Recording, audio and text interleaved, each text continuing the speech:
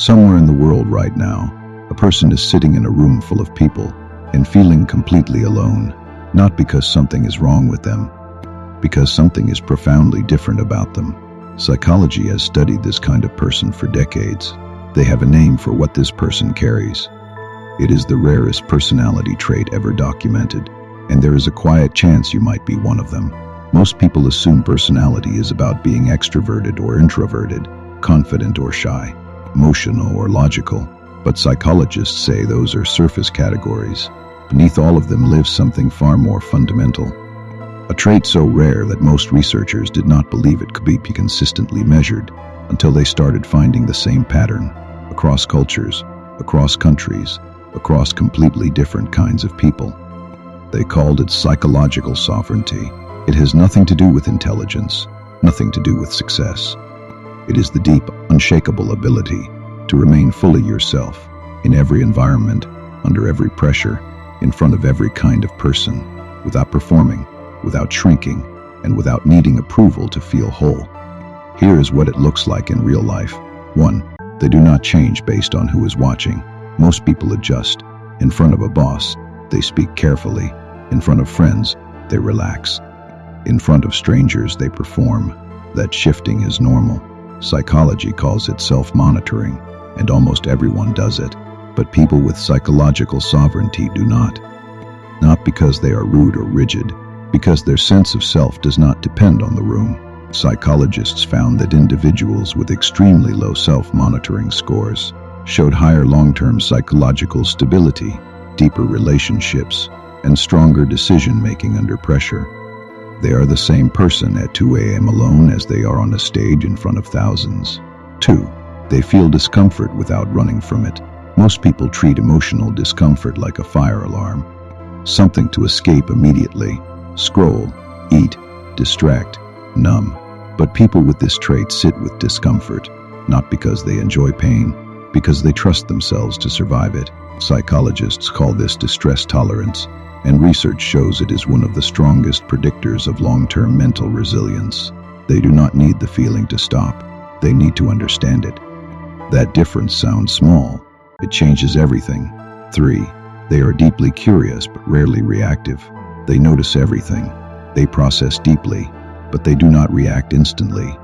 Where most people respond to situations with emotion, these individuals respond with observation first. Psychology links this to a combination of high openness and high cognitive inhibition, the brain's ability to pause its own impulses. They ask questions before forming conclusions. They watch before speaking. They think before deciding. In a world that rewards speed, this slowness looks like weakness. It is actually rare strength. 4. They do not need to be understood to feel okay. This is perhaps the hardest part to explain. Most people carry a silent need to be seen, to be validated, to have someone else confirm that they are enough. Psychologically, this is normal. Human beings are wired for social approval.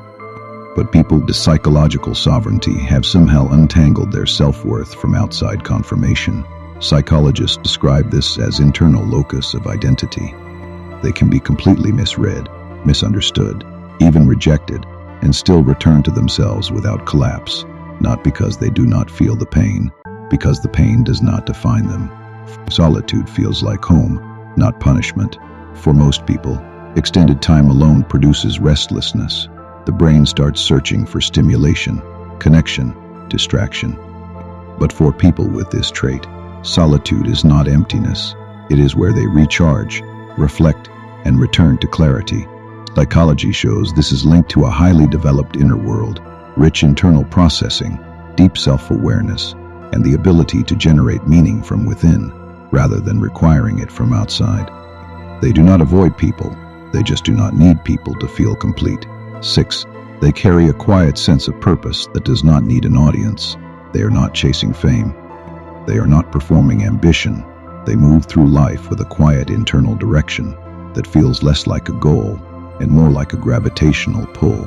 Psychologists describe this as autotelic motivation, the drive that comes entirely from within. No reward required, no recognition needed. The work itself is enough. The growth itself is enough.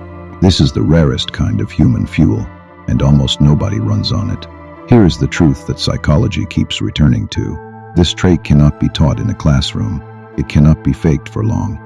It is built quietly, usually through years of deep introspection, significant loss, or a moment where external validation disappeared, and the person had to find something inside themselves to hold on to instead. Most people never reach that moment, or they reach it and run from it. 0.01% who stay, who sit in that silence, who face that loss, who rebuild from the inside out. Those are the people who carry this trait for life. You do not need a test to know if you have it. You already felt something reading this, either recognition or the quiet desire to become this person. Both of those feelings are worth paying attention to. Which of these 6 signs felt most true for you? Comment below. I would genuinely like to know. Subscribe to Clear Brain Maps. Like this video and share it with someone who needs this.